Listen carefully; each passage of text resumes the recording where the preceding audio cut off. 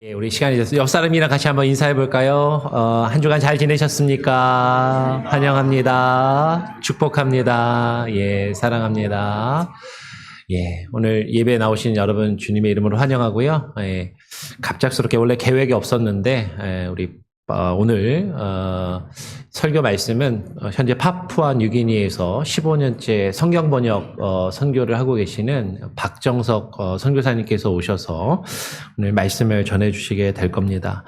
그렇게 좀 양해를 해주시고 또 선교사님 환영해 주시고 또 귀한 말씀을 열린 마음으로 또 함께 듣고 그 땅 가운데서 하나님께서 하신 귀한 일들을 우리가 함께 듣고 은혜를 받는 시간을 갖기를 원합니다. 우리 다 같이 자리에서 일어나셔서 묵도하심으로 오늘 2부 예배를 하나님께 올려드리도록 하겠습니다.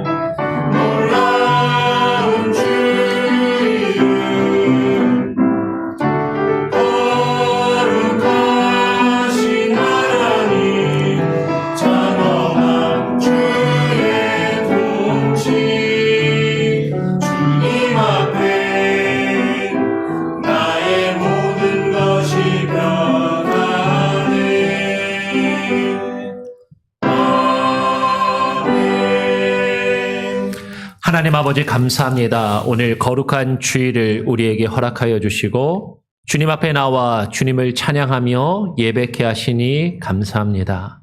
오늘 이 시간 우리의 찬양과 예배 중에 주님 홀로 영광받아 주시며 좌정하여 주시고 임재하여 주시옵소서. 특별히 오늘 예배 가운데 우리에게 귀한 말씀을 또 증거하시며 들려주시기 원하셔서 파푸아 뉴기니 땅에서 지난 15년간 성경 번역 사역을 하고 계시는 박정석 선교사님을 보내어 주심에 감사합니다. 오늘 이 시간 우리가 또 선교사님을 통하여 귀한 말씀과 은혜를 듣는 귀한 시간이 되게 하시고 하나님 함께하여 주시옵소서. 감사하며 예수 그리스도의 이름으로 기도합니다. 아멘. 우리 찬송가 15장을 함께 찬양하도록 하겠습니다. 찬송가 15장입니다.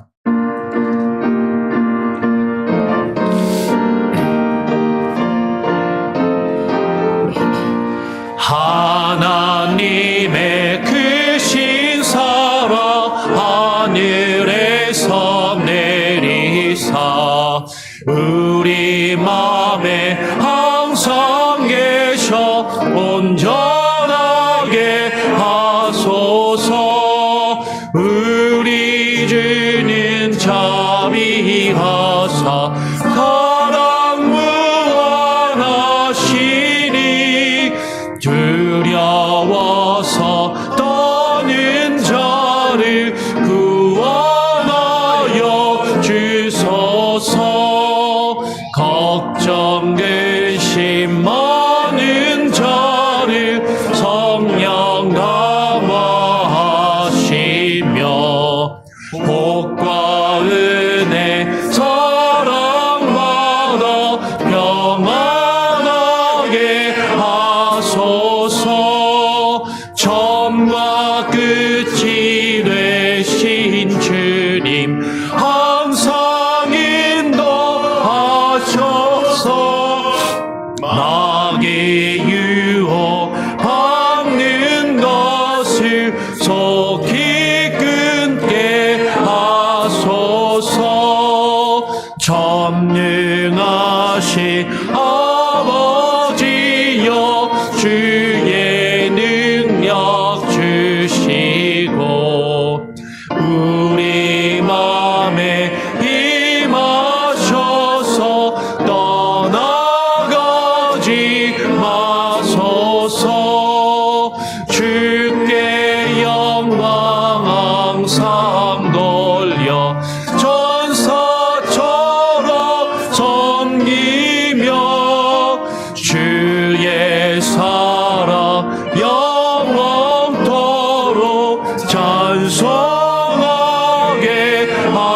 하소서.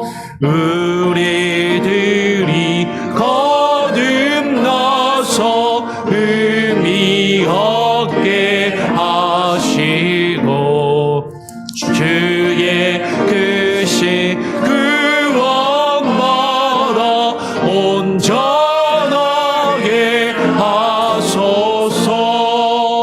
영광에서 영광으로 천국까지 이르러 그 신사랑 감격하여 경배하게 하소서.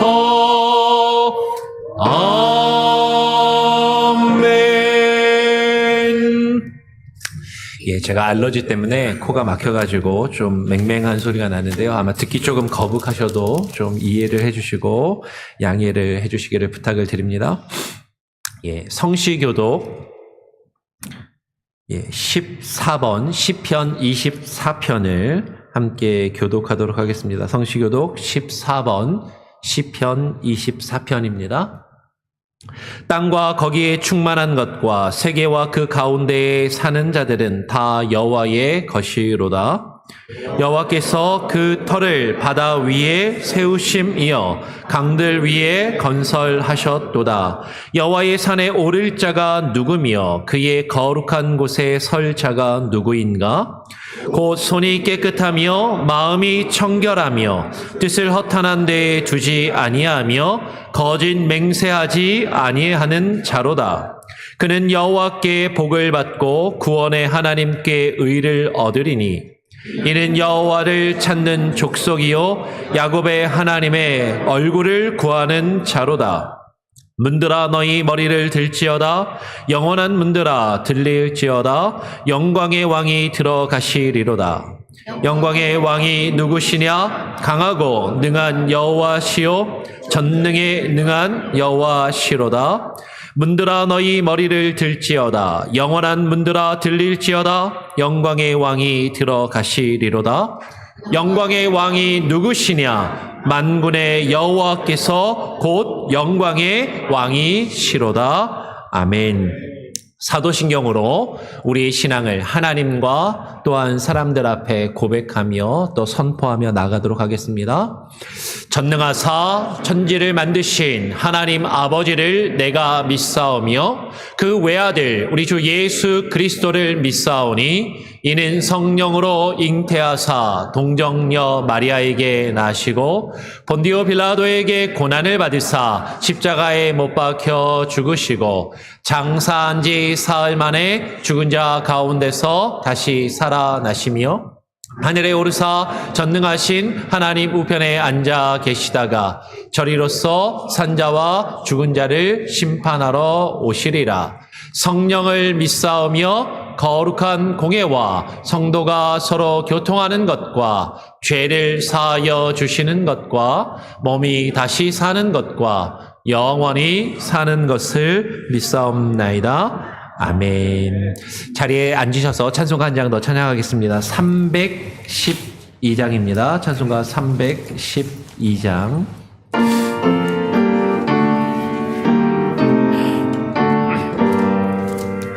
너 하나님께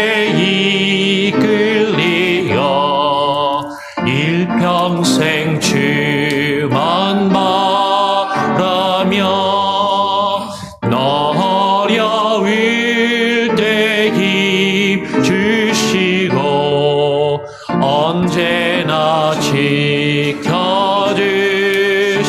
지켜주시리.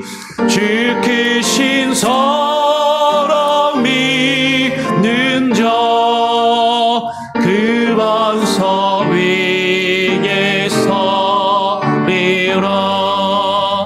너 설레는 맘 가짐고 희망 중 기다리면서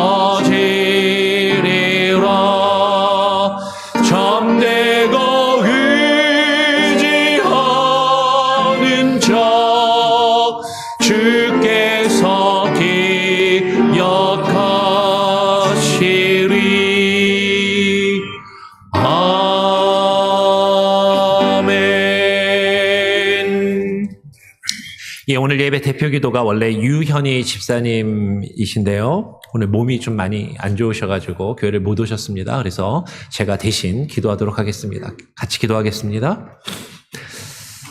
하나님 아버지 감사합니다. 오늘도 거룩한 주일을 우리에게 허락하여 주시고 주님 앞에 나와 예배하며 찬양하게 하시니 감사합니다. 특별히 지난 주간에는 금요일부터 지난주 주일까지 말씀 집회로 또 정민영 선교사님을 통하여 하나님께서 우리 교회 가운데 귀한 말씀들을 들려주심에 감사합니다. 그 말씀을 듣고 깨달은 것들 하나님 한 귀로 듣고 흘려버리지 않게 하시고 마음에 깊이 새기며 그 하나님의 말씀 가운데 하나님 반응하는 온 교회와 성도들 다 되게 하여 주시옵소서. 하나님 또 지난주에 이어서 오늘 특별히 파푸아 뉴기니에서 지난 15년 동안 성경 번역 선교를 하고 계시는 박정석 목사님 그리고 또 사모님을 보내어 주셔서 오늘 우리 교회 가운데 그 땅 가운데서 하나님께서 행하신 놀라운 은혜와 일들을 또 함께 나누며 주의 귀한 말씀을 또 들을 수 있는 귀한 은혜의 시간을 주심에 감사합니다. 하나님 우리 교회 가운데 선교사님들을 보내어 주셔서 하나님의 말씀과 하나님께서 행하신 그 일들을 우리에게 증거하실 때 그 말씀을 듣고 하나님 나와 상관없는 다른 사람들의 이야기로 듣는 것이 아니라 지금도 살아 역사하시며 우리 가운데 일하시는 하나님의 음성을 듣게 하여 주시옵소서. 오늘 또 선교사님을 통하여 그 정글에 있는 소수 부족들 가운데 하나님께서 행하신 놀라운 은혜들을 증거하시며 나누실 때 우리에게 귀한 도전이 되게 하시고 우리 모두가 그곳에 나아가 선교지에 나아가 선교할 수는 없지만 함께 기도하며 또 물질로 후원하는 귀한 은혜가 우리 교회 가운데 있게 하여 주시옵소서. 아버지 하나님 오늘 특별히 주일학교 어린 아이들로부터 어른에 이르기까지 함께 연합으로 예배를 드립니다. 가족이 하나 되며 공동체가 하나 되며 하나된 마음으로 예배하는 귀한 예배의 시간이 되게 하여 주시옵소서. 또 5월 말에 준비하며 계획하고 있는 주일학교 BBS 여름성경학교와 또 이어질 여러 행사들 가운데 하나님 함께하여 주시고 우리 아이들이 하나님의 말씀과 은혜 가운데서 바르게 자라날 수 있도록 하시고 이 일을 위하여 열심히 수고하며 애쓰고 있는 우리 전도사님과 교사들 저들의 수고가 헛되지 아니하며 땅에 떨어지지 아니하도록 하나님께서 말씀과 은혜로 우리의 자녀들을 양육하여 주시고 돌보아 주시옵소서. 우리 성도들 가운데 특별히 아파서 이 자리 가운데 나오지 못하고 함께 예배하지 못하는 이들이 있습니다. 하나님 치유하여 주시고 회복시켜 주시고 그들의 상한 마음을 위로하여 주시며 그들이 어디에 있든지 간에 하나님의 자녀로 하나님의 은혜 가운데 거할 수 있게 하여 주시옵소서. 오늘 예배의 시작과 끝을 주님께 온전히 맡기고 의탁드리오니 하나님 홀로 영광 받아 주시며 주의 귀한 은혜의 말씀을 선교사님을 통하여 들려주시기를 다시 한번 간구하며 우리 구주 예수 그리스도의 이름으로 기도합니다. 아멘.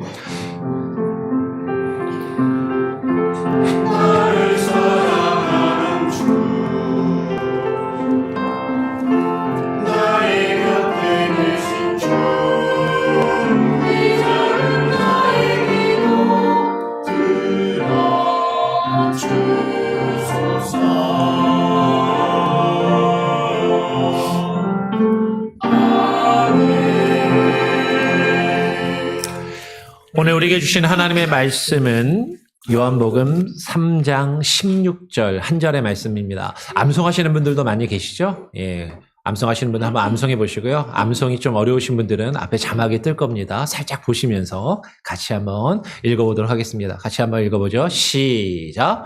하나님이 세상을 이처럼 사랑하사 독생자를 주셨으니 이는 그를 믿는 자마다 멸망하지 않고 영생을 얻게 하려 하심이라. 아멘. 예, 오늘 아프셔서 좀 교회 못 나오신 분들이 많이 계신 것 같아요. 성가대도 조금 한두 분 또 안 보이시는데요. 그래도 또 귀한 찬양으로 하나님께 우리 찬양대에 영광 돌릴 때 우리 한 마음으로 하나님께 먼저 찬양하도록 하겠습니다. 네, 찬양으로 하나님께 영광 돌리겠습니다.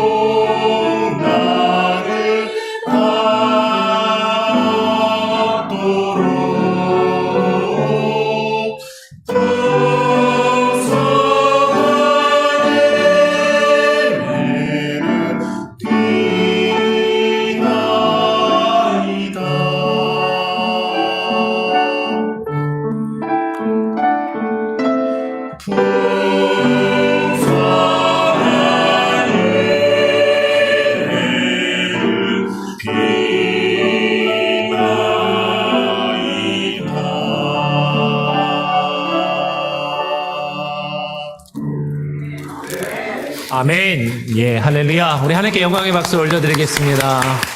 우리 찬양대는 늘 느끼지만 1당 10 이상은 하는 것 같습니다. 그죠? 적은 수지만 이게 풍성한 또 소리로 찬양으로 하나님께 영광 돌려서 감사드립니다. 우리 옆 사람하고 다시 한번 인사해 볼까요?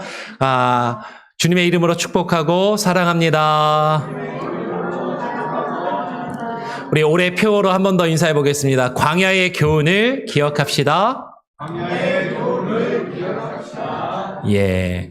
아까 말씀을 드린 것처럼 그리고 기도 때도 제가 기도한 것처럼 오늘 설교 말씀은 맨날 제 설교만 듣는 또 재미없잖아요. 또 선교사님이 또 귀하게 방문을 해주셔가지고 오늘 말씀을 전해주십니다. 파푸아 뉴기니라는 곳 거기가 어디예요, 목사님? 이따가 동영상을 지금 하나 좀 보내드릴 것 같은데 우리 선교사님이 파푸아 뉴기니라는 곳에서 15년 동안 지금 성경 번역 사역을 하고 계시고요. 선교사님 나오시기 전에 선교사님에 대해서 사역에 대해서 조금 소개해주는 동영상을 잠깐 한번 보고 그리고 우리가 또 선교사님 모시고 또 우리 같이 또 귀한 말씀을 듣는 시간을 갖도록 하겠습니다. 한번 동영상 좀 틀어주시면 감사하겠습니다. 예. 한 번 더 누르시면 돼요.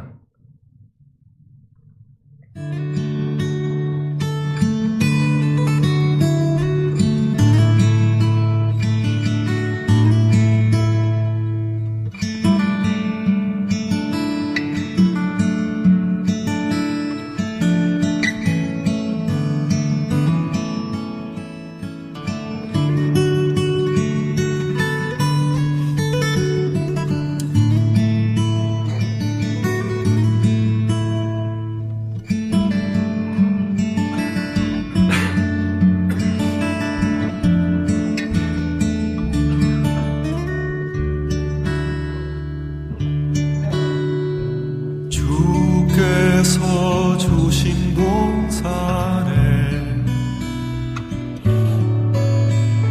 땀 흘리며 씨를 뿌리며 내 모든 삶을 드리리 날 사랑하시는 내 주님께 비바람 앞을 가리고 내 육체는 쇠잔해져도 내 모든 삶을 드리리 내 사모하는 내 주님께 땅 끝에서 주님을 맞으리 주께 드릴 열매 가득 안고 땅 끝에서 주님을 배우리 주께 드릴 노래 가득 안고 땅의 모든 끝 찬양하라 주님 오실 길 예비하라 땅의 모든 끝에서 주님을 찬양하라 영광의 주님 곧 오시리라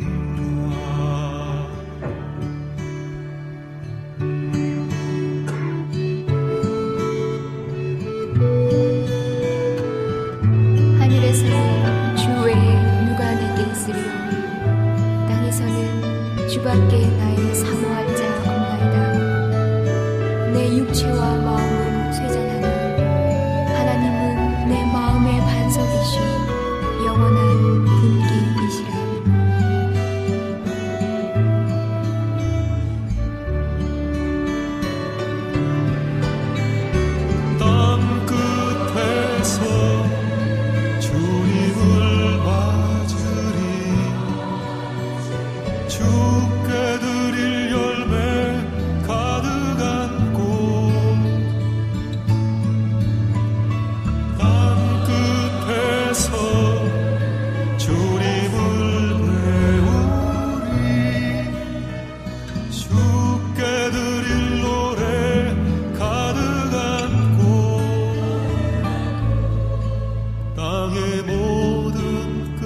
찬양하라.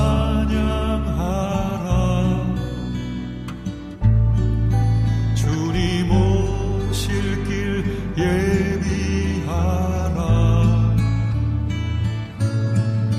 땅의 모든 끝에서 주님을 찬양하라. 영광의 주님 곧 오시리라.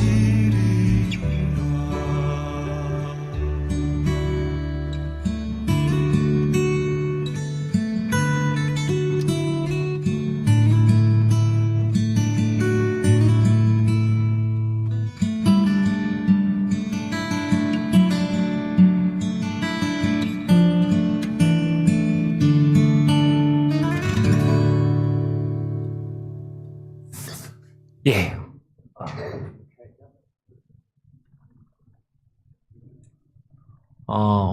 지금 나오셔서 이제 말씀을 전하실 박정석 선교사님은 우리 지난주에 오셨던 정민영 선교사님이 활동하시는 위클리프랑 같은 단체의 선교사님이십니다.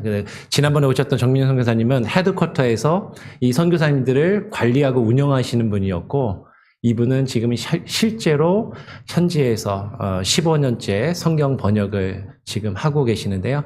나와주셔서 또 하나님의 또 귀한 말씀과 그 땅에서 있었던 일들을 나눠주실 때 열린 마음으로 또 들으시고 많은 은혜와 도전을 받는 귀한 시간 되기를 바랍니다. 아멘. 우리 나오실 때 할렐루야로 같이 한번 환영하며 말씀 듣도록 하겠습니다. 할렐루야!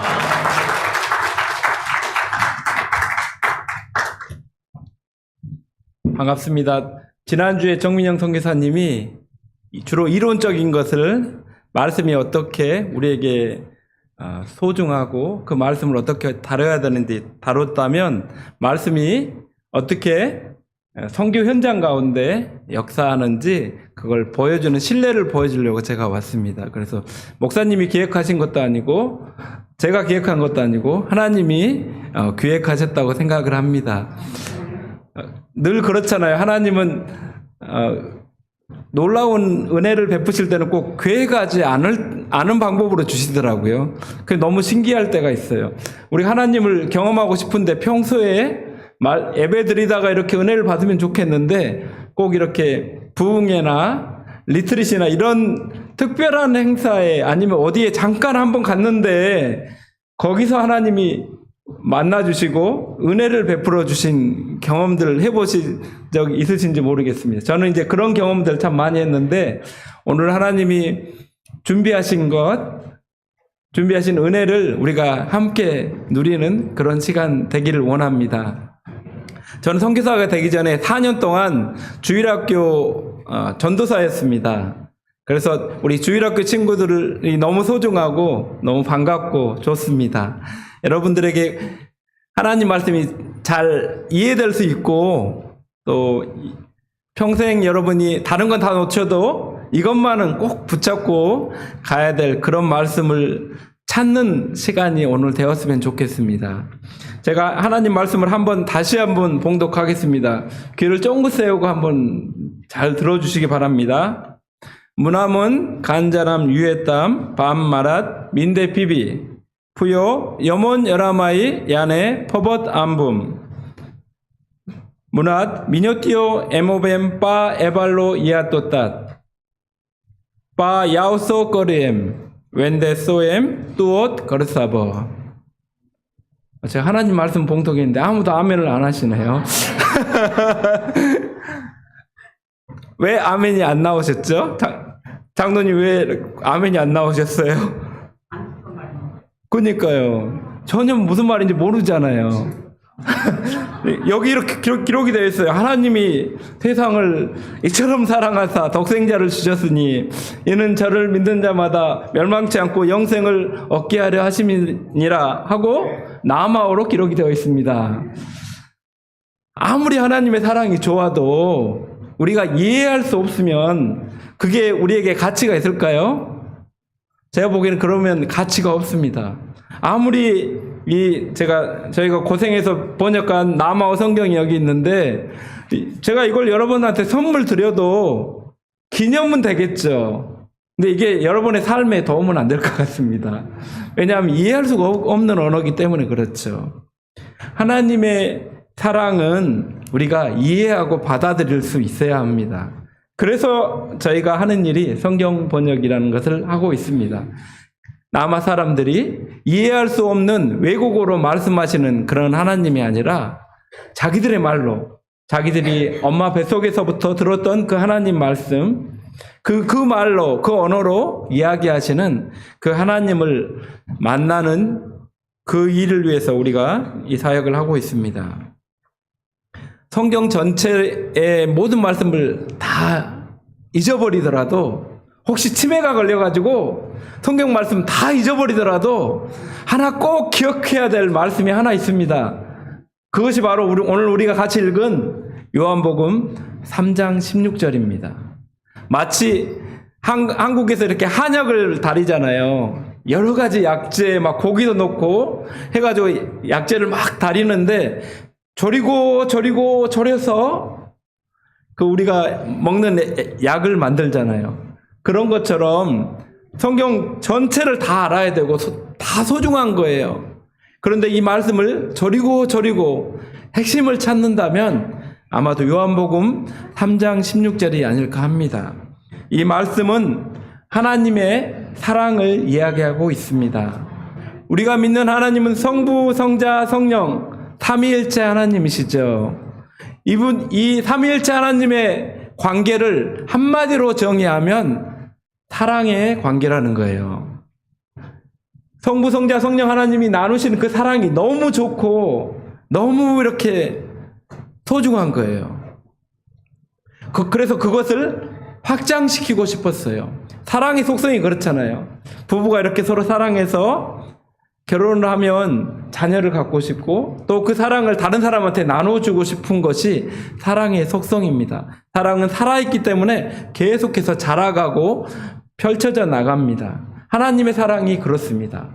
하나님이 자신의 그 사랑을 다른 사람들, 다른 곳에 이렇게 흘려보내고 싶어서 하신 일이 바로 창조사역입니다. 그 창조사역의 핵심은 저와 여러분을 만드신 것입니다. 하나님의 형상을 따라서 하나님의 사랑을 나눠줄 대상을 만드신 것이죠. 하나님이 창조하신 목적은 그 하나님의 사랑을 온전한 그 관계, 사랑의 관계 속에서 하나님을 더 알아가고 그분과 함께 영원히 살도록 우리를 창조하셨습니다.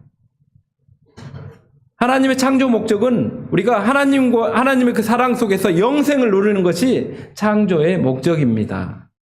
그런데 우리는 그것을 잃어버렸습니다. 왜 잃어버렸냐면 하나님이 주시는 자유의지, 선택권을 잘못 사용했기 때문에 그래요. 우리가 창세기 3장을 읽을 때 이런 질문이 생기잖아요. 아담과 하와가 선악을 알게 하는 나무 열매를 따먹어서 그 원죄를 지어서 하나님과 우리의 관계가 깨어지고 모든 사람이 죽게 되었잖아요. 그래서 하나님이 처음 창조할 때부터 죄를 안 짓게 만들었으면, 불순종하지 못하게 만들었으면 우리가 하나님과 관계가 깨지고 죽을 일도 없잖아요. 그렇게 처음에 창조하시면 안 됐을까요? 어떻게 생각하세요? 하나님은 우리를 시키면 무조건 하는 종으로 만드신 게 아니에요. 마치 아니면 기계, 우리가 어릴 때 옛날에 한국에서는 이제 자판기 커피, 제가 그 자판기 커피를 좋아하는데 자판기에 동전 넣고 원하는 걸 딱 넣잖아요. 누르면 밀크 커피 딱 누르면 밀크 커피가 나오잖아요. 재료가 다 떨어지지 않는 이상은 밀크 커피 누르면 밀크가 나오고 뭐 이렇게 커피만 누르면 커피가 나올 것입니다. 하나님은 그렇게 우리를 창조하지 않았어요. 하나님은 우리를 하나님의 자녀로 창조하신 거예요. 자녀로 창조했다는 말은 뭐냐면 부모님이 자녀를 사랑하는데 자녀가 의무적으로 사랑하는 게 아니고 그것을 거부할 수도 있는 그런 선택권이 주어진 그런 창조를 하신 거예요. 하나님이 모험을 하신 거예요. 왜요? 우리를 믿기 때문에. 우리를 사랑하시고 우리를 믿기 때문에 하나님이 거부할 수 있는, 하나님의 사랑을 거부할 수도 있는 그 권한을 가진 그 형상으로 창조하신 것입니다. 그래서 저는 창세기 3장의 창조의 그 타락의 얘기를 읽으면서 하나님이 얼마나 놀라운 창조를 하셨는지 그것을 보게 됩니다. 그 놀라운 창조의 결과로 우리가 하나님께 사랑을 보내드리고 그 사랑을 누리는 그 복된 영생의 삶을 누려야 되는데 우리가 그렇게 하지 못하고 있습니다. 우리 아담과 하와의 그 범죄가 우리에게도 영향을 미쳐서 하나님과의 관계가 깨졌습니다. 그래서 찾아온 것이 죽음이죠. 그런데 하나님의 사랑은 우리의 그 죄악, 불순종을 뛰어넘는 사랑입니다. 그래서 하나님이 하신 것이 있죠. 오늘 본문에 있는 대로 하나님이 세상을 이처럼 사랑하사 독생자를 주셨으니. 여러분, 독생자를 주셨다는 말이 뭘까요, 친구들? 이것은 우리가 같이 읽은 요한복음 3장 16절 바로 앞에 보면 요한복음 3장 14절에 모세가 광야에서 뱀을 든 것 같이 인자도 들려야 하리니 라는 말씀이 있습니다. 이 말씀은 민수기 21장, 지금 민수기 강해를 2024년 하고 계시다고 그래가지고 이 본문을 아직까지 거기까지는 안 가셨죠. 나중에 아주 자세하게 설명해 주실 것입니다. 이스라엘 백성들이 하나님의 놀라운 권능으로 10가지 재앙을 이집트에 베풀고 홍해를 가르고 하는 놀라운 기적으로 애굽의 그 종살이에서 벗어나게 되었습니다. 구원을 얻게 되었습니다. 우리나라는 일제에서 37년 억압을 받았는데 이스라엘 백성들은 400년의 억압을 받았습니다.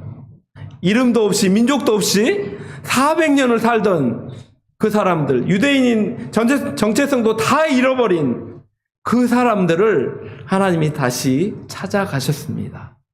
그리고 그들을 구원하셔서 광야를 거쳐서 젖과 꿀이 흐르는 가나안 땅으로 데리고 가시는 여정이었습니다.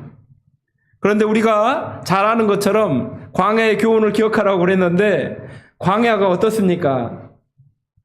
사람들이 이렇게 광야에 가고 싶어 하겠습니까? 전혀 그렇지가 않죠. 광야는 하루 종일 낮에는 해가 뜨겁게 비치고 밤에는 해가 없고 아주 추워지는 그런 날씨입니다. 일교차가 아주 심하죠. 그것뿐만 아닙니다. 마실 물이 없습니다. 먹을 음식도 없습니다. 농사를 지을 수도 없고 인간이 살 수가 없는 곳이 바로 광야입니다. 하나님이 광야로 이스라엘 백성을 지나가게 하신 것입니다. 그때 이스라엘 백성들이 하나님 앞에 원망을 합니다. 왜 우리를 애굽에서 데리고 왔느냐고. 거기서 우리는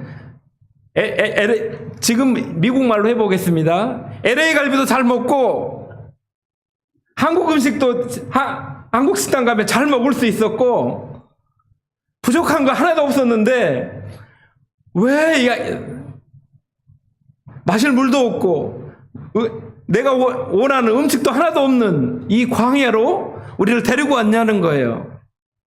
하나님의 그 인도하심, 그 하나님의 구원에 대해서 정면 도전을 하는 거예요. 다시 다 우리 돌아가겠다고 그렇게 이스라엘 사람들이 원망을 했습니다. 그 원망의 소리를 듣고 하나님이 그 이스라엘 백성들에게 벌을 내리십니다. 그 벌이 뭐였냐면 독사를 보내신 거예요. 그래가지고 사람들을 그 독사에 물리면 즉사할 수 있는 그 아주 강한 독을 가지고 있는 그 독사들을 보내서 이스라엘 사람들을 다 물게 하신 거예요. 사람들이 죽어가면서, 독사에 물려서 죽어가면서 하나님 앞에, 하나님 다시 한 번만 기회를 주세요. 저희가 잘못했어요. 제발 우리를 살려주세요. 하니까 하나님이 모세에게 한 가지 일을 시키십니다. 그것은 구리로, 놋으로 뱀의 모양을 만들어서 높은 장대 위에 달게 한 거예요. 그리고 누구든지 저 장대 위에 달린 놋뱀을 보기만 하면, 구리뱀을 보기만 하면 살 것이라고 말씀하셨어요. 그래서 이스라엘 백성들이 그것을 보고 그 독이 치유가 돼서 살게 되었습니다. 물론 그 당시에도 그것을 믿지 못하고 보지 않은 사람들은 그 독 때문에 죽게 되었습니다. 이 이야기는 예수님께서 우리 죄를 위해서 십자가에 죽으실 것에 대한 그림 이야기입니다. 조금 더 어려운 말로 예표입니다. 미리 그것을 보여주신 것이죠. 예수님이 오시기 1400년 전에 광야에서 그것을 보여주셨습니다. 요한복음 1장 14절에 보면 말씀이 육신이 되어 우리 가운데 거하심에 라는 말씀이 있습니다. 이 말씀 가운데 거하심에 라는 말은 뭐냐면 헬라어 원뜻이 집을 짓고 산다는 뜻입니다. 그래서 이 말씀의 뜻을 다시 하면 말씀이신 예수님이 사람이 되셔서 우리 가운데 집을 짓고 살고 계시다라는 뜻입니다. 친구들, 예수님이 지금 어디 있어요? 예수님이 지금 어디 있을까요?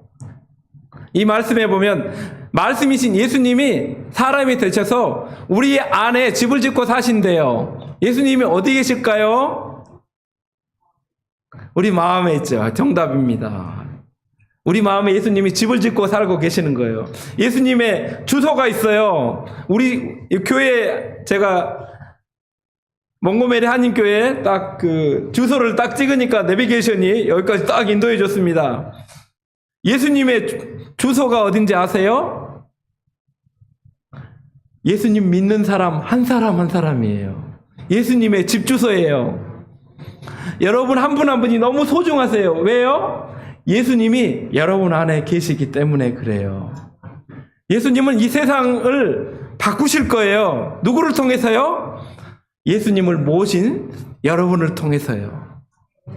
제가 몽고메리 한인교회를 위해서 기도했습니다. 오늘 어떤 말씀을 좀 특별히 좀 전해주고 싶으세요? 이렇게 계속 물어봤는데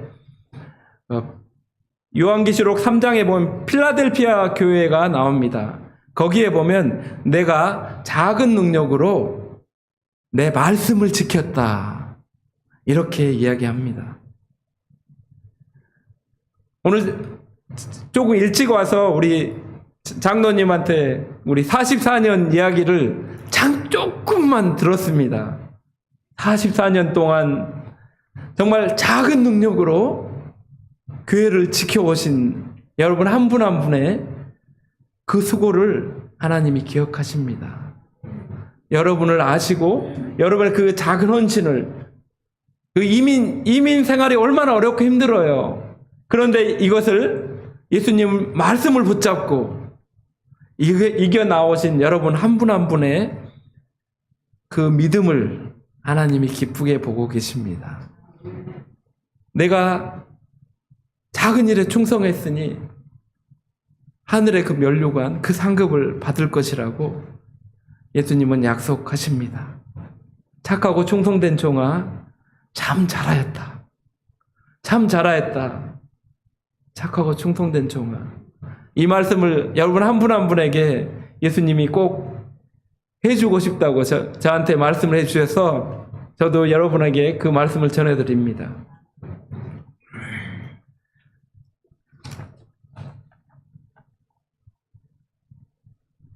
성경은 예수님이 우리 안에 어떻게 거하셨는지 자세하게 이야기하고 있습니다. 여러분, 하나님의 아들이신 예수님이 이 땅에 어떻게 오셨죠? 여러분 홍길동이라고 이야기 들어보셨어요? 옛날 한국 동화인데 그 동화에 보면 홍길동이 하나님의 아들이라고 하면서 하나님의 아들이라고 하면서 구름을 타고 막 이렇게 영궁으로 그 대궐로 와요. 그래가지고 막 이렇게 이적을 막 행하죠.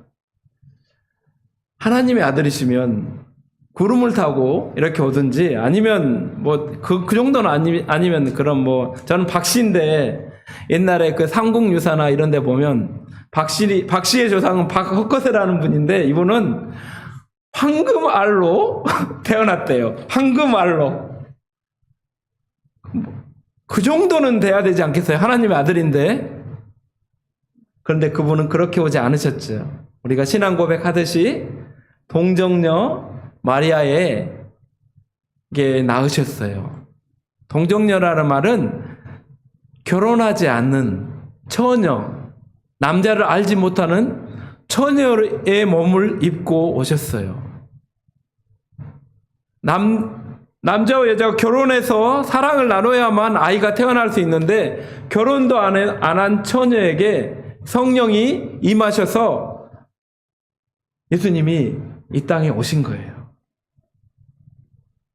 그럼 좋다 이거예요. 예수님이 그렇게 오신 것까지 이해하겠습니다. 그러면 예수님이 사역을 시작을 하셨어요. 30세가 되셔서 사역을 시작하셨는데 제일 먼저 하신 사역이 혹시 뭔지 기억하세요? 예수님의 첫 번째 사역이 뭐였을까요?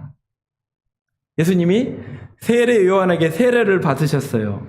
세례를 받으시고 첫 번째 사역을 하러 가신 곳이 있습니다. 그곳이 어딜까요? 우리 교회 표어가 뭐였더라? 예, 광야로 갔습니다. 광야로 혹시 뭐하러 가신지 아세요? 예수님이?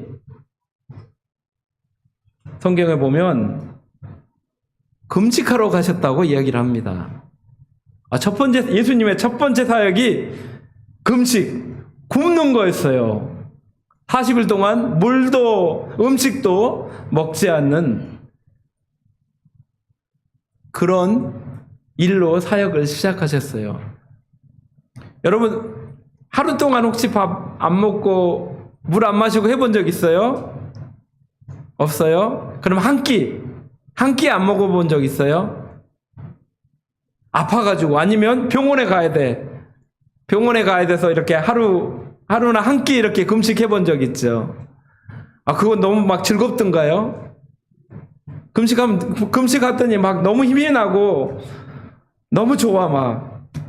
그렇지 않겠죠.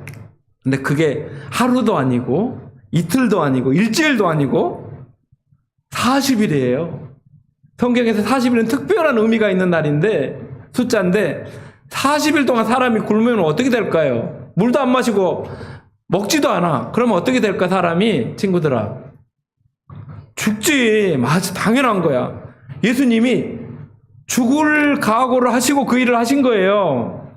예수님이 하나님의 아들이시기 때문에 금식해도 아무렇지 않고 그런 게 아니었어요. 그분도 40일 안 먹으면 죽을 위기예요. 죽을 수도 있는 거예요. 근데 질문이 이거예요. 하나님이 왜 하나님의 아들이신 예수님이 첫 번째 사역을 40일 동안 굶는 걸로 하셨을까요? 죽을지도 모르는데.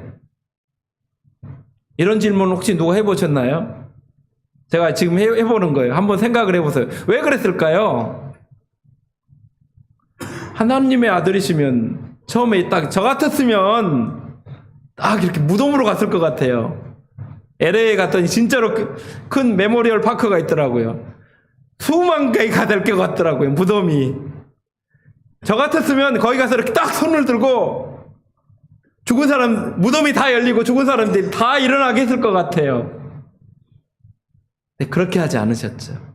바다에 딱 손을 드니까 바다가 막 갈리고 길이 막 생기고 한다든지 다른 기적을 행해서 사람들이 믿게 하면 훨씬 더 쉬웠을 텐데 그렇게 하지 않으시고 40일 동안 죽을지도 모르는 그 굶는 일로 시작을 하셨어요.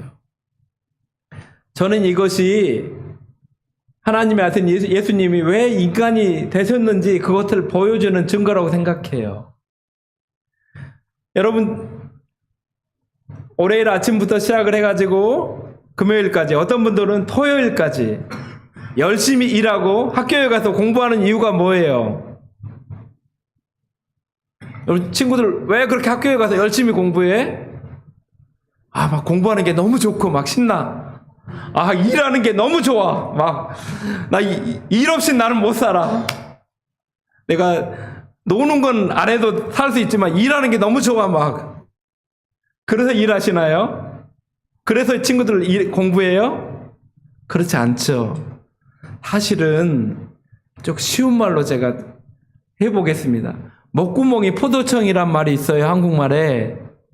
이게 뭐냐면, 먹지 않으면 사람은 죽으니까 우리가 일하지 않으면 돈을 벌 수가 없고 생계를 유지할 수가 없어요. 그러니까 일을 해야 되는 거예요. 그래서 우리가 질문이 생기는 거예요. 예수님은 우리 그 직장 막 몸도 아픈데 오늘 그 하루 쉬고 싶은데 당장 처리해야 될 일이 있어. 그래서 월차라고 그러나요? 그것도 못 내.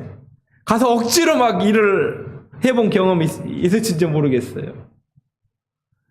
어떨 때는 막 공부하기 싫고 학교 가기도 싫어. 그런데 가야 되는 거야. 그런 우리의 고민을 예수님이 아실까요? 여러분 어떻게 생각하세요? 가게를 하는데 이게 정말 이렇게 대하기 싫은 그런 사람, 그런 고객이 있을 때 그 가게 계속 하고 싶겠어요?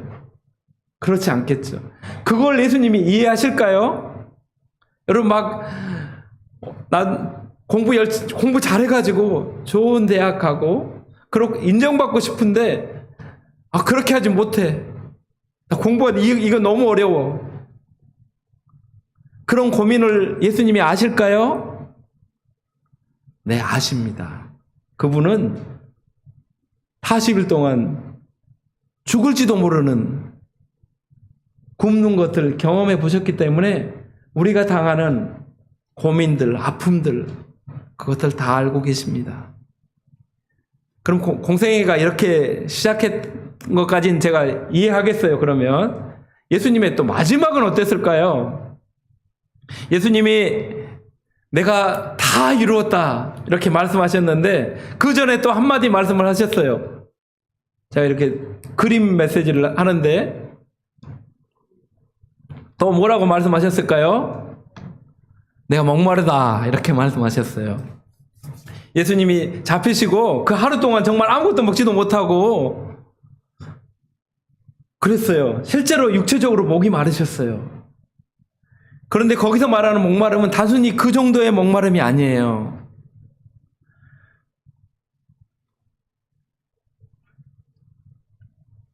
여러분, 누군가에게 이렇게 내 사랑받고 싶고 인정받고 싶고 그래서 열심히 뭘 하고 그러는데 그 사람이 나를 인정을 안 해줘. 어떤 분들을 보면 돈이 진짜 많아. 부족함이 없어 보여. 그런데 그런 분이 더 돈을 벌려고 안달을 해. 어떻게 하지 돈을 더 벌려고 이렇게 안달을 해. 또 어떤 분들은 보면 세상적으로 모든 걸 다 이루었어. 정말 인기도 많고 존경도 받는 어떤 연예인들이 왜 마음에 만족이 안 돼가지고 마약에 손을 댄다든가 아니면 해서는 안 되는 행동을 왜 할까요? 그것은 마음속에 채워지지 않는 갈증이 있기 때문에 그래요. 마음속에 그 목마름이 있기 때문에 그래요. 그런 인간의 채워지지 않는 이 목마름을 예수님이 직접 십자가에서 경험을 하신 것입니다. 우리가 믿는 예수님은 요한복음 11장 28절에 나는 부활이요 생명이라고 말씀하셨습니다. 그런데 우리 예수님은 십자가에서 이런 사람들의 외침을 들었어요. 그런 조롱이었죠. 그냥 외침이 아니고 내가 만일 하나님의 아들이면 십자가에서 내려와라. 그러면 내가 너를 믿겠다. 이렇게 말했어요. 예수님이 십자가에서 내려올 수 있을까요? 없을까요? 그런 능력이 있을까요? 없을까요? 당연히 그런 능력이 있죠. 그런데 그렇게 하지 않았습니다. 예수님의 별명이 하나 있는데 그것은 보혜사라는 별명이 있습니다. 뜻이 뭐냐면 도와주는 분이라는 뜻입니다. 예수님 우리를 언제나 도와주시는 분이에요. 그런데 우리 예수님은 이 성화를 제가 딱 봤는데 겟셋마네 동산에서 기도하시는 장면이잖아요. 그때 겟셋마네 동산에서 기도할 때 누가 같이 있었나요? 혹시 수제자인 베드로가 같이 있었나요? 아니면 오늘 말씀을 기록한 요한이 같이 있었나요? 누가 같이 있었죠? 아무도 없었죠. 아무 돕는 사람 없이 홀로 겟셋마네 동산에서 땀이 피가 되도록 기도하셨어요. 예수님은 우리의 구원자이십니다. 그런데 자기 자신은 구원하지 않으셨어요. 스스로 무능한 자가 되셨어요. 그리고 십자가에서 외치셨죠. 엘리 엘리 라마 사박다니, 나의 하나님, 나의 하나님, 어찌하여 나를 버리셨나이까. 이게 어떻게 가능하죠? 하나님의 아들이신 예수님이 하나님에게 어떻게 버림을 받을 수가 있죠? 이게 어떻게 가능해요? 논리적으로 이건 불가능한 일입니다. 하나님이 그의 아들을 버릴 수가 없는 거예요. 미션 임파서블입니다. 그런데 하나님이 그렇게 하셨습니다.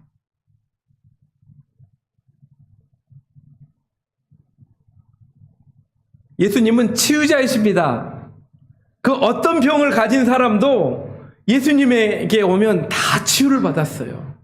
눈먼 사람은 예수님께 오면 눈이 밝아져서 그 예수님을 다시 볼 수 있었고, 절름발이도 걷지 못하는 사람들도 예수님께 오면 예수님 앞에서 걸을 뿐만 아니라 뛰었습니다. 심지어 죽은 사람도 그 예수님의 이름 때문에 일어나 무덤을 열고 나왔습니다. 죽은 나사로가 그랬죠. 그러나 예수님은 어떻게 하셨나요? 예수님은 마지막 날 잡혀서 병사들의 그 채찍에 상하시고 손가락만한 이 가시가 달린 면류관, 그 가시 면류관을 머리에 쓰셨고 손과 발에 못이 박히셨습니다. 물과 피를 다 쏟으시고 창에 옆구리가 찔리셔야 했습니다. 여기서 질문이 생기는 거죠. 왜 예수님께서는 자신의 신분과 능력을 자기 자신을 위해서는 쓰지 않으셨을까요? 왜 스스로 무능한 자, 스스로 외롭고 그 고통당하는 그 길을 선택하셨을까요? 그것을 오늘 요한복음 3장 16절에서 말하고 있습니다. 그 이유가 뭐라고요? 하나님이 세상을, 여기서 세상은 우리 한 사람 한 사람을 가리키는 거예요. 단수로 말하는데 한 사람 한 사람을 사랑하시기 때문에 그 사랑을 보여주기 위해서 예수님이 자기의 능력을 자기 자신을 위해서 쓰지 않으신 것입니다. 요한복음 히브리서 4장 15절에 보면 이런 말씀이 있습니다.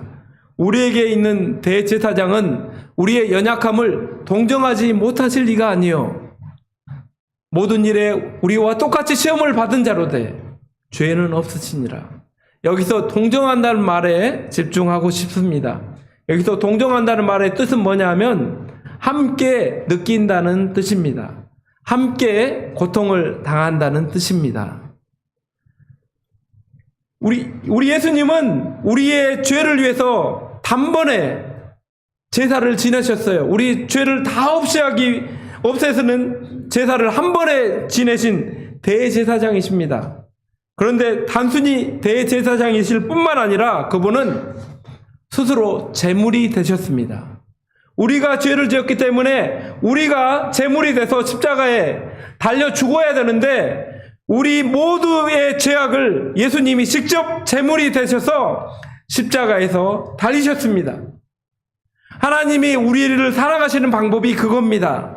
우리에게 뭔가를 요구하시는 것이 아니라 스스로 제물이 되셔서 우리를 위해서 십자가에 죽으신 것이 하나님 우리를 사랑하시는 방법입니다.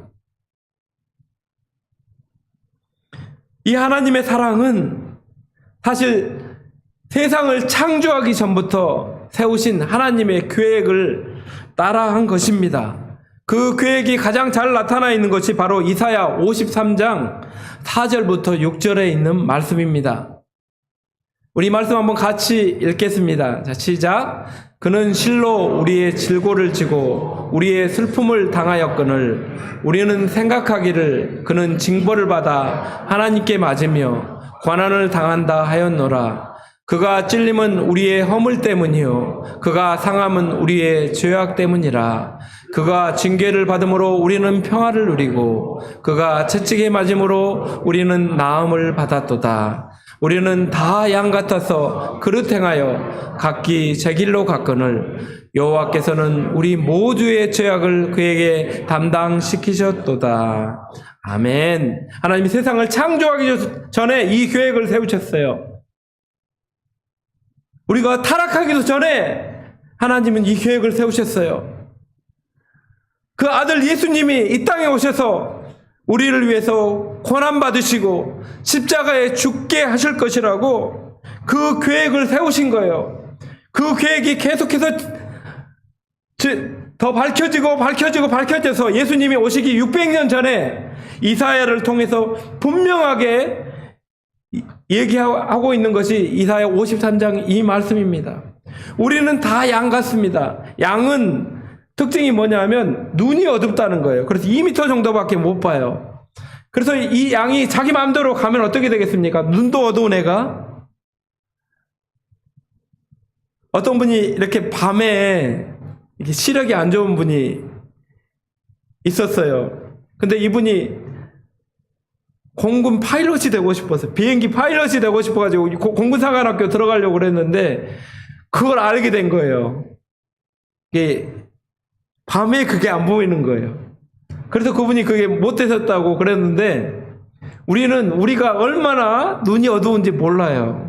사람들이 착각이에요. 자기는 모든 걸 다 볼 수 있다고 생각을 하고 모든 걸 다 할 수 있다고 생각을 해요. 마치 양처럼 2m밖에 못 보는데 모든 걸 다 할 수 있다고 내가 모든 걸 다 할 수 있는 사람이야. 이렇게 생각을 하고 자기 마음대로 가. 그럼 어떻게 될까요? 밤에 아무것도 못 보는 사람이 안경도 안 쓰고 막 가. 그럼 어떻게 될까요? 벽에 가서 막 부딪히고 어디에 빠지고 그렇게 하게 되는 거죠.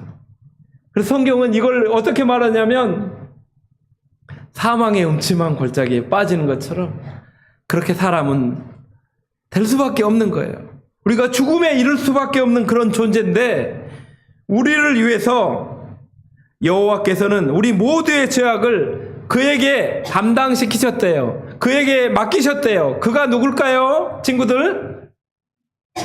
예수님 맞아요. 친구가 정답을 말했어요. 예수님이 하나님께서 우리의 죄를 예수님에게 맡기셨대요. 이 하나님의 계획에 순종한 것이 예수님입니다.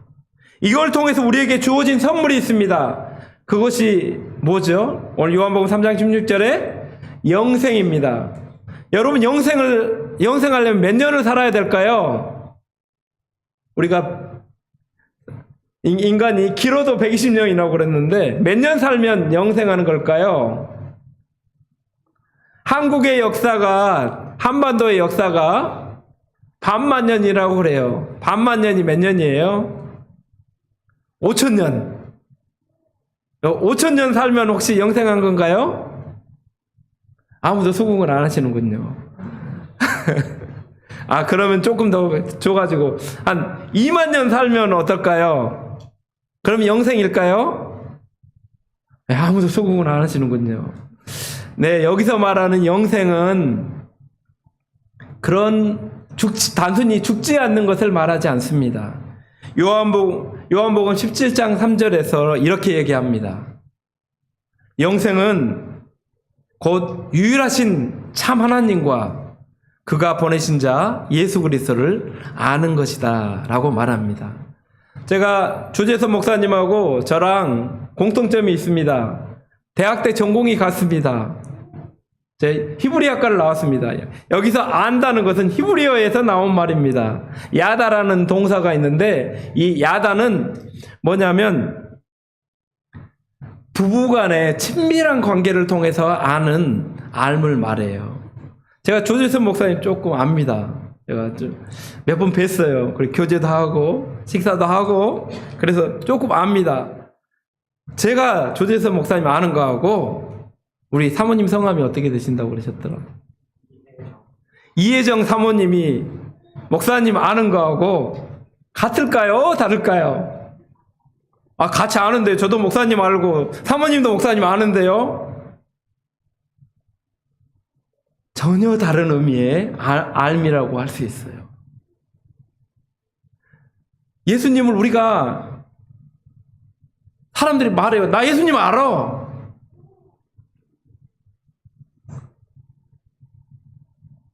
그런데 그런 정도의 알미 아니에요. 단순히 이름을 알고 교회 일요일날 와가지고 예수님 그 설교 듣고 그러니까 예수님 안다고 하는 그런 정도가 아니고 부부가 서로 아는 것처럼 그런 알을 말하는 거예요. 이것이 하나님이 우리를 창조하신 목적이에요. 창조하신 목적이 그 사랑의 하나님을 우리가 날마다 더 알아가고 그분과 동행하면서 누리는 그 영생을 살기를 하나님이 원하셨는데 인간이 스스로 그걸 포기한 거예요. 그런데 예수님이 이 땅에 오셔서 우리 죄를 위해 죽으심으로 말미암아 그 영생의 길을 다시 여신 거예요. 여러분 천당 가고 싶죠? 한국말로 천국 가고 싶죠?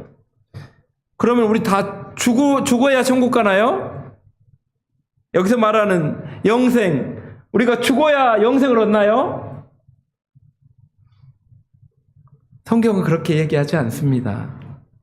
우리가 예수님을 믿는 순간 우리는 영원하신 하나님, 그 하나님과 연결이 됩니다. 예수님이 영원하고 하나님이 영원하시, 성령님이 영원하신데 그분과 우리가 연결이 되는 거예요. 그러면 우리가 영원한 존재가 되는 거예요. 우리 안에 영생이 있는 것이 아니라 하나님의 영생이 우리 가운데 흘러오게 되는 것입니다. 여러분 이 전구 너무 예쁘잖아요. 이 전구가 너무 예쁜데 이게 만일 파워가 없으면 어떻게 될까요? 그냥 장식품이에요. 밤에 이걸 밝혀줄 수가 없는 그 기능을 못하게 되는 거죠. 우리 몽고메리에 있는 우리 성도 한 분 한 분들, 우리 장로님, 우리 집사님, 또 우리 주일학교 친구들 너무 잘생기고 멋있어요. 저는 그 이유를 알아요. 왜냐하면 여러분 안에 세상 모든 만물을 창조하시고 그 영원하신 예수님이 계시기 때문에 그래요. 이곳이 저는 너무 좋아요. 왜요? 예수님이 이곳에 주인으로 좌정하여 계시기 때문에 그렇습니다. 이 영생을 우리가 매일 누렸으면 좋겠습니다. 여러분 제가 여기까지 머릿말이었고 이제 본론으로 들어갑니다. 여러분 제가 선교사기 때문에 선교가 뭘까요? 아주 다양한 정의를 할 수 있을 것입니다. 그러나 요한복음 3장 16절을 바탕으로 제가 선교를 정의해 보고 싶습니다. 선교는 하나님의 사랑을 먼저 경험한 사람이 아직 그 사랑을 경험하지 못한 사람들에게 찾아가서 그들과 함께 머물러 주는 것입니다. 여러분 전도 너무 하고 싶죠? 근데 전도가 너무 어렵잖아요. 정의가 잘못돼서 그렇습니다. 전도도 이렇게 요한복음 3장 16절을 바탕으로 정의할 수 있습니다. 전도는 뭐냐면 하나님의 사랑을 먼저 경험한 사람이 그 사랑이 필요한 사람에게 찾아가서 그들과 친구가 되어주는 거예요. 여러분, 친구들 많이 있죠? 친구 많이 있죠? 예수님 아직 모르는 친구들 많죠? 전도하고 싶죠? 전도하려면 여러분이 먼저 예수님을 경험하고 예수님의 사랑을 경험하고 아직 그 사랑을 경험하지 못한 친구들에게 찾아가서 예수님의 사랑으로 그들과 친구가 되어주는 거예요. 그 일을 하신 분이 예수님이에요. 그 예수님, 작은 예수로 우리가 이 땅에 살아가는 것이 선교고 전도입니다. 저는 재수해가지고 대학에 들어갔습니다. 근데 재수할 때까지 꿈이 뭐였냐면 대학에 가는 게 꿈이었습니다. 그래서 저는 꿈을 아주 빨리 이루었습니다. 그런데 제가 대학에 합격하고 나서 원서를 딱 그 합격 성지서를 받고 어느 리트릿에 갔어요. 수련회에 갔는데 거기서 하나님의 꿈을 저한테 심어주셨어요. 그게 뭐였냐면 선교사가 되는 거였어요. 그래서 히브리학과 합격하고 선교사가 되고 싶은 꿈이 생겨가지고 히브리학과 들어가서 이제 선교하는 여러 가지 방법을 찾다 보니까 성경 번역이라는 게 있는 거예요. 그래서 이제 성경 번역 선교사가 돼야 되겠다 이걸 생각하고 15년을 준비했습니다. 그래서 드디어 성경 번역 선교사가 됐습니다. 그때 정민영 선교사님이 저를 많이 가이드해 주셨어요. 제가 늘 존경하고 이렇게 질문이 생기면 이제 물어보고 하는 그런 분이셨는데 그분이 신학교도 소개해 주시고 신학교 가는 게 좋겠다고 해서 신학교도 소개해 주시고 그러셨어요. 제가 그 정글의 소리라는 책을 썼는데 여기 이제 추천서도 써주셨어요. 얼마나 감사한지 몰라요. 그렇게 해서 성경 번역 선교사가 되고 파푸아 뉴기니라는 나라를 알게 됐습니다. 이 파푸아 뉴기니는 900만 정도의 인구가 사는데 언어가 860개가 있습니다. 860개. 이거 성경 번역할 일이 참 많겠잖아요. 그래서 이 나라를 선택했습니다. 또 거기 들어가서 나마라는 부족은 어떻게 만났냐면 나마는 정말 밀림 중에 또 밀림이거든요. 정글의 법칙 혹시 보셨나 모르겠는데 다시 이제 또 시작한대요. 정글의 법칙이 또 찍기 시작을 한다고 그러는데 정글 중에 정글 그곳에 있는 곳인데 이 사람들은 자기 말에 대한 애착이 강하고 교회가 이 성경 번역을 너무 하고 싶어하는 부족이라는 걸 알게 되어서 거기에 가게 됐습니다. 그런데 이곳에 가려면 길이 없기 때문에 경비행기를 타고 들어가야 돼요. 경비행기를 2시간 이상 타고 가서 다시 트럭을 타고 마을로 들어가야 됩니다. 근데 문제는 활주로가 풀로 덮여 있다는 거예요. 여기처럼 아스팔트나 시멘트로 덮여 있는 게 아니고 풀로 덮여 있어요. 밀림 속이니까 정글이니까 비가 얼마나 자주 오겠어요. 풀이 얼마나 더 잘 자랄까요. 너무 감사하고 좋죠. 생명력이 넘치니까. 그런데 마을에 들어가기는 정말 안 좋습니다. 이 풀이 깎여야만 저희가 비행기를 예약을 하고 그걸 이용할 수가 있는 거예요. 그래서 마을에 들어가고 싶어도 풀이 깎이지 않으면 들어갈 수가 없어요. 한 번은 들어갔는데 2달 동안 일하고 또 이제 나오는데 풀이 너무 길어가지고 비행기가 착륙을 할 수 없는 거예요. 그래서 사람들과 같이 그 낫으로 그 풀을 깎느라고 얼마나 고생을 한지 몰라요.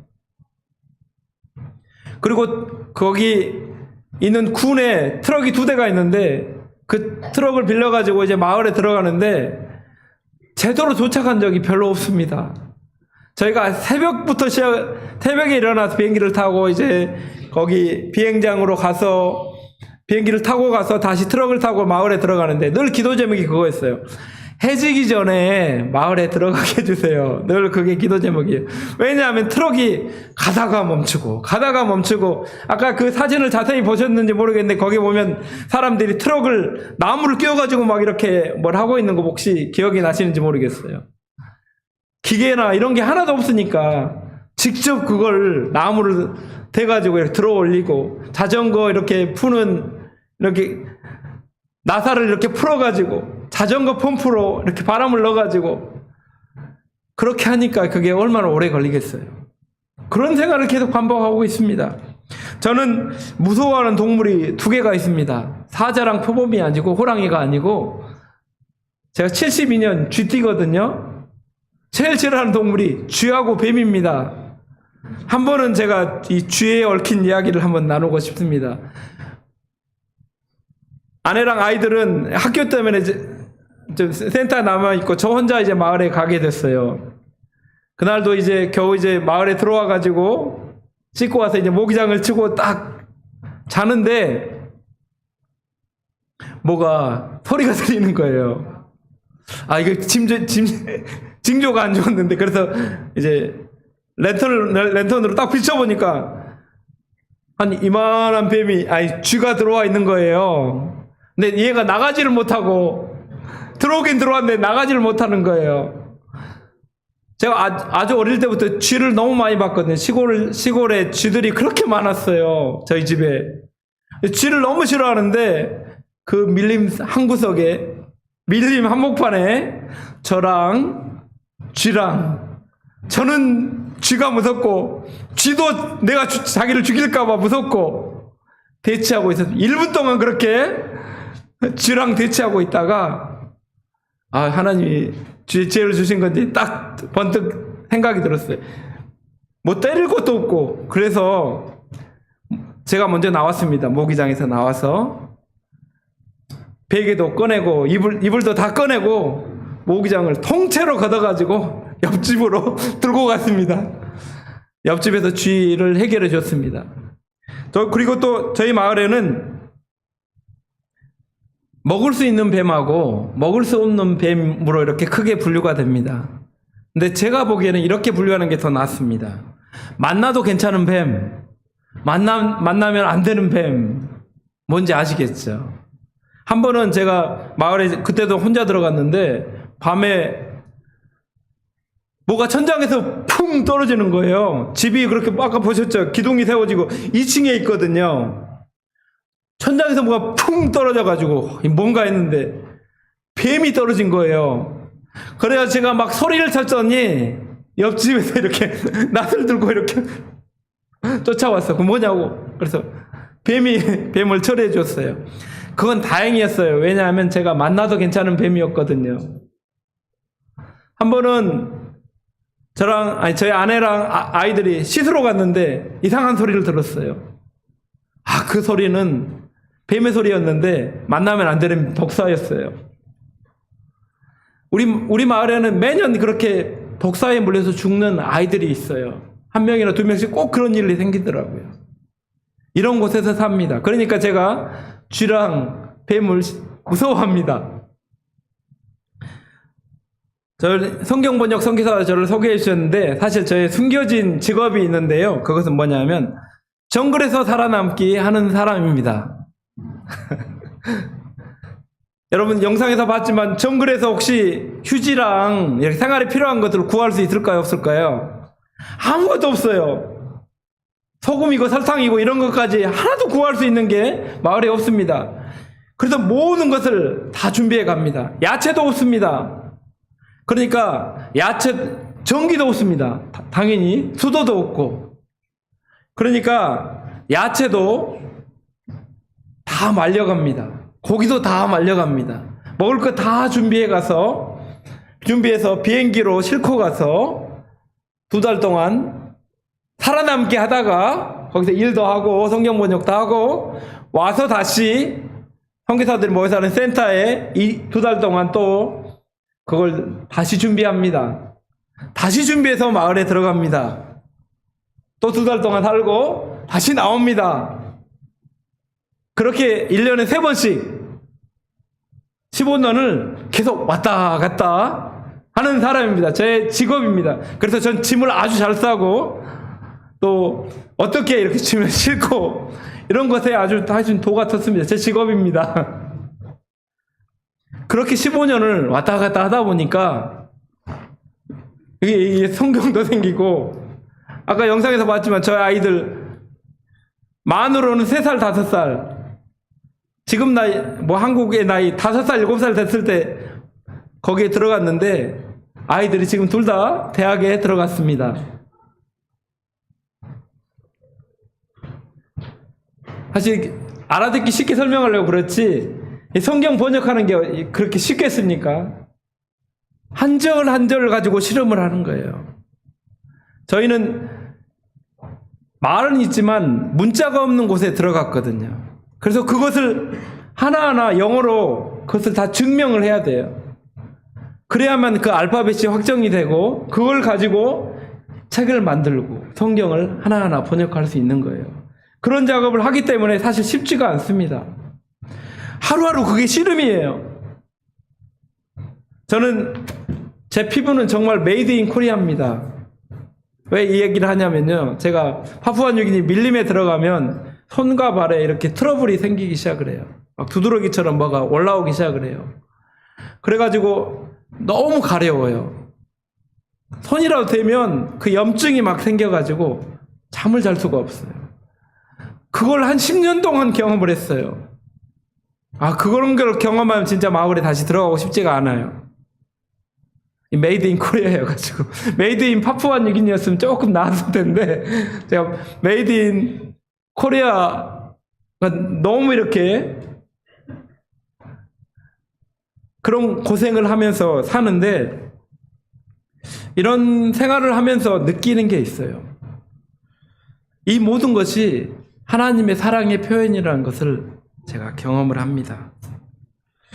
하나님의 사랑을 제가 먼저 경험했기 때문에 아직 그 사랑을 경험하지 못한 남아 사람들에게 찾아가서 그들과 함께 살고 있습니다. 2년 전에 CTS에서 내가 매일 기쁘게라는 프로가 있는데 거기서 저희 부부가 출연을 했습니다. 그리고 저희 사역을 나누었어요. 그래서 그 영상을 유튜브에 이제 지금도 볼 수 있거든요. 박정석 권선영 선교사 치면 지금도 그걸 찾아볼 수 있습니다. 그 영상을 보고 우리 장로님처럼 미군하고 결혼을 하셔가지고 1970년대 미국으로 이민 오신 할머니가 그걸 보신 거예요. 그리고 우리랑 꼭 연락을 한번 하고 싶다는 거예요. 그래서 겨우 방송국에 연락하고 해가지고 저희랑 연락을 할 수 있게 됐어요. 그분과 통화를 했더니 그분이 그 얘기를 하시는 거예요. 오래전에 그 파푸아뉴기니의 동영상을 봤다는 거예요. 그 다큐멘터리를 봤다는 거예요. 이 남아 사람들에 대한 영상을 보고 저기에 선교사가 들어가면 좋겠다. 복음이 전해지면 좋겠다. 이 생각을 하시고 기도하셨다는 거예요. 그런데 그 기도에 응답으로 우리가 거기서 사역을 하고 있다는 걸 본 거예요. 저희가 또 마을에 들어갔습니다. 남아 사람들이 사는 그 마을에 들어갔는데 사람들이 저희가 들어오기 10년 전부터 성경 번역 선교사가 와서 자기들의 말로 성경을 번역해 주면 좋겠다고 기도했다는 거예요. 그리고 선교사가 오면 집을 지어주겠다고 집 땅도 이렇게 막 놨어요. 들어가고 얼마 안 있어서 사람들이 아까 그 영상에서 봤지만 앞쪽에서 저희 집을 지어줬습니다. 그 집에서 지금까지 15년 동안 살고 있습니다. 저는 제가 선교사로 헌신했고 히브리어를 전공했기 때문에 성경 번역 선교사라는 걸 선택하고 파푸아뉴기니에 언어가 많다고 그래서 거기서 선택하고 남아 부족도 제가 선택한 줄 알았어요. 나중에 돌아보니까 그게 아니었어요. 완전히 좀 우스갯소리로 제가 코가 끼었습니다. 뭔가에. 여러분 낚시 좋아하세요? 낚시하면 딱 고기가 코에 끼면 자기 마음대로 가는 줄 압니다. 그런데 이게 탁 잡아다니면 고기는 지 마음대로 가는 자기 마음대로 가는 것 같지만 끌려옵니다. 잡혀가는 거죠. 누군가의 기도에 제가 잡혀버렸습니다. 그 과정을 제가 이 책에서 이제 쭉 자세하게 설명을 했어요. 하나님이 정글에서 저를 부르신 거예요. 그 소리에 이끌려서 지금까지 살아오고 있습니다. 근데 이 이끌림은, 이 콕 낀 것은 저를 너무 행복하게 만듭니다. 저는 처음에 선교사가 되면 선교지에 가서 선교해야 되는지 알았습니다. 여러분, 어린이 여러분, 순교가 뭔지 아세요? 순교? 선교사가 되면 저는 순교해야 된다고 생각을 했다는데 그 말은 뭐냐면 선교지에 가서 죽어야 되는지 알았어요. 그런데 여러분 제 얼굴을 보면서 이거 선교지에서 15년 살더니 곧 죽겠네 하는 얼굴입니까? 아니면 저렇게 행복해 보이는데 무슨 순교야 하는 생각이 드십니까? 저는 선교가 뭔지도 모르고 선교사가 됐는데 선교사가 돼서 너무 행복하게 살고 있습니다. 그뿐만 아닙니다. 이 남아 사람들도 너무 행복하게 살고 있습니다. 저희가 남아 사람들이 자기 말로 된 성경을 통해서 하나님의 사랑을 경험하도록 돕고 있는데 이것을 통해서 사람들이 하나님의 사랑을 경험하고 있습니다. 남아 성경번역위원회 위원장 이름이 엘리인데 이분은 저희가 마을에 들어간 지 8년 동안 저희랑 같이 일하지 않았어요. 그런데 8년 됐을 때 위원장의 자리가 공석이 돼서 사람들이 그분을 위원장으로 선출을 했어요. 그래서 이분이 처음 시작한 게 뭐냐면 요한복음을 영어 성경을 바탕으로 해서 남아어로 번역하기 시작을 했어요. 그런데 이 번역하는 과정에서 이분이 말씀의 맛을 보게 된 거예요. 다른 말로 하면 복음을 깨닫게 된 거예요. 그래서 이분이 낮에는 밭에 가서 일해요. 그리고 밤에 전기도 없으니까 이 헤드랜턴 끼고 영어 성경을 가지고 공책에다가 한 절 한 절 번역하기 시작을 했습니다. 이분이 5년 동안 번역에 몰두를 했거든요. 그렇게 해서 이 신약성경 20권이잖아요. 27권이잖아요. 그 중에 20권을 이분이 번역을 했습니다. 사람이 말씀의 맛을 보니까 그렇게 되더라고요. 저희 옆집에 사는 바주라는 아저씨가 있는데 이분 학교에 다니지 못했어요. 글을 몰라요. 그런데 제 아내가 이제 남아어 글자 읽기 반을 시작을 했습니다. 글자 읽기 학교를 시작을 했어요.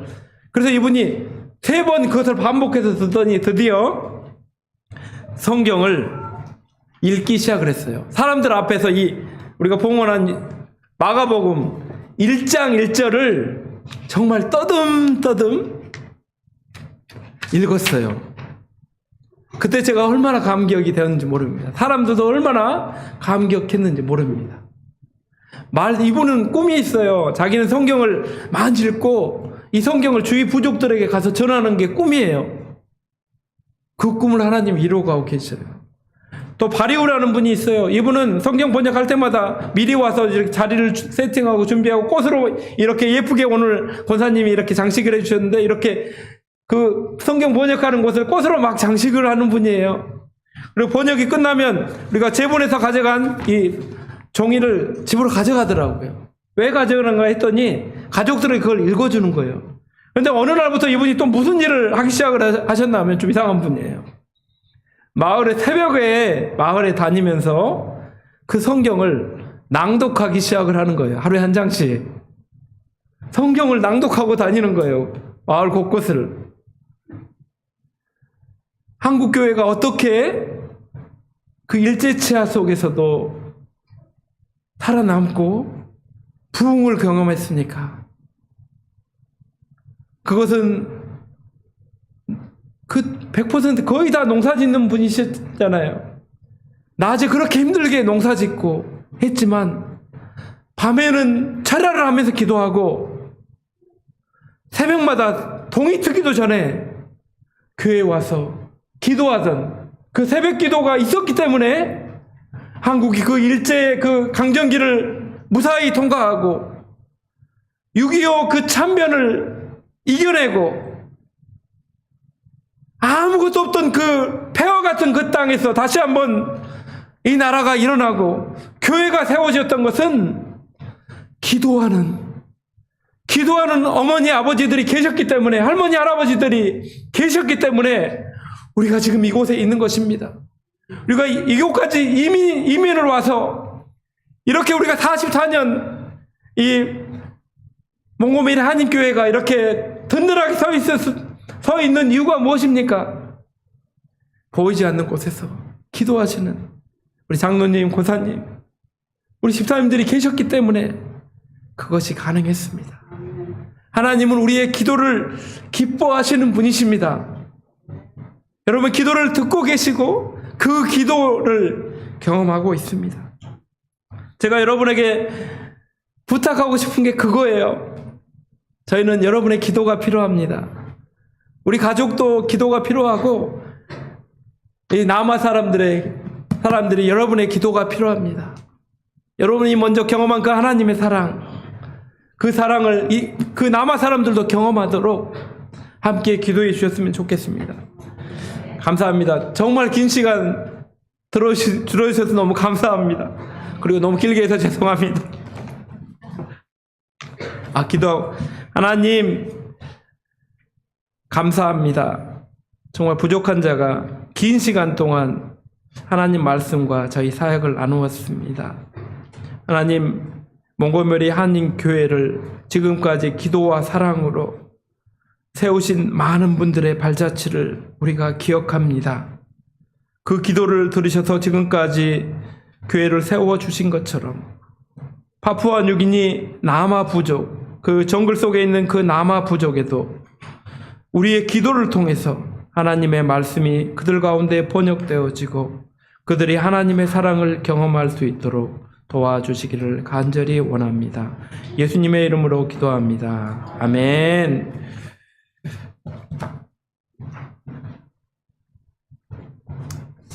예, 할렐루야. 시간이 좀 많이 갔습니다. 아마 제 생각에는 선교사님이 아이들이 있다 보니까 앞부분 설교를 쉽게 하신다고 하시면서 시간이 조금 길어진 것 같아요. 선교사님이 15년간 그곳에서 사역하신 일을 오늘 밤을 새도 나눠도 그걸 다 나눌 수 있겠습니까? 여러분 왜 이렇게 설교가 길어 이렇게 생각하실 수 있지만 15년간 그곳에서 경험한 것을 이곳에서 1시간 조금 넘게 나눈 것이 여러분 얼마나 되겠어요? 그것을 이렇게 고생하신 분도 계시는데 이거 1시간 듣는 게 너무 힘들다고 생각하시면은 여러분 우리는 너무나도 편하게 신앙생활하고 있는 거예요.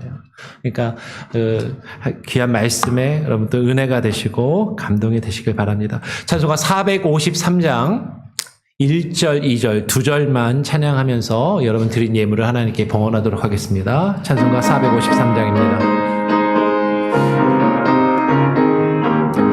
예수 더 알기 원하네. 그거 더 넓은 은혜와 대속해 주신 사랑을 간절히 알기 원하네. 내 평생의 소원, 내 평생의 소원, 대속해 주신 사랑을 간절히 알기 원하네. 성령이 스승되셔서 진리를 가르치시고 거룩한 뜻을 깨달아 예수를 알게 하소서. 내 평생의 소원, 내 평생의 소원, 대속해 주신 사랑을 간절히 알기 원하네. 아멘. 예, 봉헌 기도는 우리 선교사님 이따가 축도랑 더불어서 같이 해주시도록 하고요. 교회 소식을 전해드리겠습니다. 오늘 말씀을 전해주신 우리 박정석 선교사님하고요, 우리 함께 오신 권선영 선교사님 사모님 되신데요. 한번 사모님 자리에서 한번 잠깐만 일어나 주시면은 우리 박수로 한번 또 사모님 반갑습니다 환영하시고요. 예. 우리 선교사님께서 방문해 주셔서 아까 책을 소개해 주셨는데 구역당 아마 한 권 혹은 2권씩 책을 드릴 수 있을 것 같습니다. 그 선교지에서 지금 나누셨던 내용들도 좀 있는 것 같고요. 하여튼 요 내용들을 저도 받아서 한 반쯤 읽었는데요. 지금 예, 재밌습니다.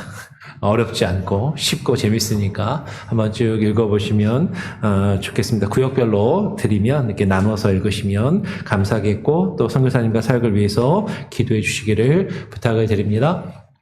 교사 모임을 오전에 예배 전에 가졌습니다. 다음 주일 예배 이후에 구역 인도자하고 구역장 모임을 같이 갖겠습니다. 왜냐면 우리가 그 다음 주에 야외 예배가 있거든요. 야외 예배 준비 때문에 잠깐 모여서 구역장, 구역 인도자 모임을 갖고 그리고 이어서 바로 구역 인도자 성경 공부를 다음 주에 하도록 합니다. 기억해 주시고요. 그 다음 주 5월 둘째 주 어머니 주일에 우리가 늘 하던 대로 야외 예배가 있습니다. 라쿤파크 페터슨 라치에서 우리 야외 예배가 있으니까요. 늘 가던 장소입니다. 기억해 주시고 야외 예배에 여러분 많이 참여해 주시고요. 전교인 가족 연합 수련회가 7월 4일부터 7월 1일입니다. 오자가 났네요. 7월 1일부터 7월 4일까지 있습니다. 여러분 기억을 해 주시고 또 여러분 많이 신청해 주시기를 부탁드리겠습니다. 신청서는 다음 주에 여러분 또 나눠드릴 수 있도록 그렇게 하겠습니다. 시간이 좀 많이 갔는데요. 우리 다 같이 자리에서 일어나셔서 마지막 찬양 우리 함께 찬양하고 찬양 부른 이후에 선교사님 나오셔서 봉헌 기도와 축도로 예배를 마치도록 하겠습니다. 나의 가는 길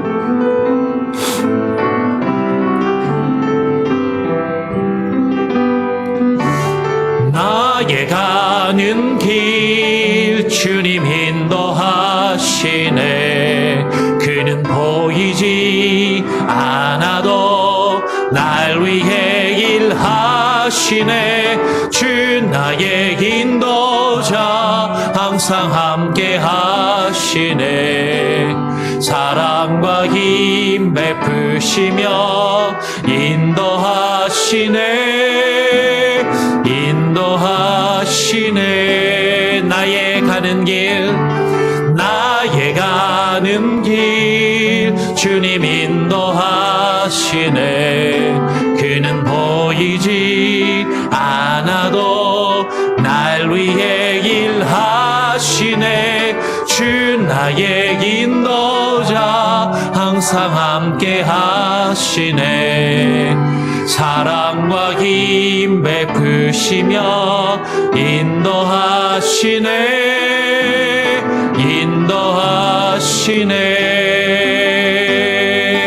광야의 길을 만드시고 날 인도해 사막의 강 만드신 것 보라 하늘과 땅 면에도 주의 말씀 영원히 내 삶 속에 새 일을 행하리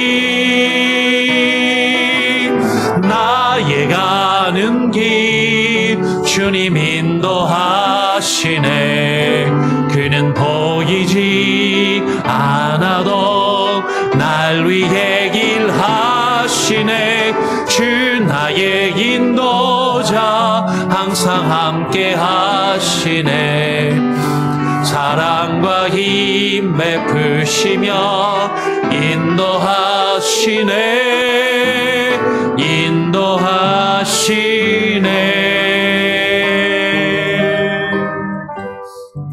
하나님 아버지 우리가 몸과 마음과 모든 정성을 쏟아서 한 주 동안 수고하여 얻은 소득을 주님 앞에 가지고 나와서 예물로 드립니다. 11조와 감사와 또 열방 가운데 일하시는 선교사들과 그 사역을 위해서 또 여러 가지 제목을 가지고 주님 앞에 예물로 드리오니 주님께서 이 예물을 기쁘게 받아주시고 이 예물을 통해서 주님의 교회가 아름답게 세워지게 도와주시고 이 몽고메리 땅이 복을 받게 해주시고 열방이 복을 받을 수 있도록 축복하여 주시길 원합니다. 하는 사업장을 주님께서 복의 복을 더하여 주시고 지경을 넓혀 주시고 날마다 주님이 함께 하시고 도우시는 것 경험할 수 있도록 그 사업장과 가정을 복 주시기를 간절히 원합니다. 여호와는 내게 복을 주시고 너를 지키시기 원하며 여호와는 그 얼굴을 내게 비추사 은혜 베푸시기를 원하며 여호와는 그 얼굴을 내게로 향하여 드사 평강 주시기를 원하노라. 주 예수 그리스도의 은혜와 하나님 아버지의 사랑과 성령의 교통하심이 하나님의 사랑을 날마다 누리고 더 전하기를 원하는 몽고메리 모든 성도들 위해 이제로부터 영원까지 함께 계실지어다. 아멘.